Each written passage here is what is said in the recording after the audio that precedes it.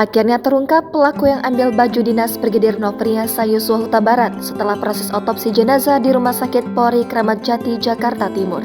Hal itu diungkapkan salah satu terdakwa, yakni Arif Rahman Arifin. Diketahui, Arif Rahman Arifin terdakwa dugaan perintangan penyidikan atau obstruction of justice. Arif Rahman Arifin mengungkapkan bahwa ex-Kabag Gakum Provos Divisi Propam Polri, Kombes Susanto Haris ternyata yang mengambil baju dinas milik Brigadir J. Awal mulanya, Arif Rahman Arifin mengaku tidak mengetahui secara pasti kalau jenazah yang sedang diotopsi merupakan almarhum Yosua. Setelah selesai otopsi, karena Kombes Susanto mau mengambil baju yang bersangkutan, baru dirinya tahu kalau ternyata itu adalah ajudannya Ferdi Sambo.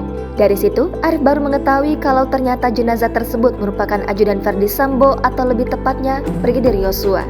Hal itu terkuak dari baju dinas Brigadir Yosua yang diambil oleh Kombes Susanto. Mendengar jawaban dari Arif, majelis hakim lantas menanyakan soal pengetahuan Arif yang sudah 3 jam berada di lokasi otopsi. Kata Arif, dirinya sempat menanyakan kepada penyidik, namun penyidik mengaku tidak mengetahui insiden yang sebenarnya terjadi. Tak hanya itu, Arif Rahman Arifin juga menyatakan kalau dirinya diminta untuk membeli peti jenazah. Perintah itu, kata Arif, datang dari mantan atasannya yakni Agus Nurpatria, usai Yosua diotopsi di Rumah Sakit Polri Kramat Jati.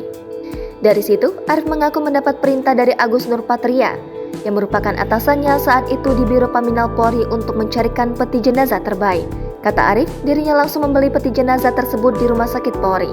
Setelahnya, Agus Nurpatria memberikan pesan kepada Arif untuk menyerahkan peti jenazah itu ke Kabag Gakum Provos di Propam Polri Kombes Susanto Haris. Sebab Susanto menjadi salah satu pihak yang turut mengurusi jenazah Yosua hingga dikirimkan ke keluarganya di Jambi. Jangan lupa subscribe, share, komen, dan like ya.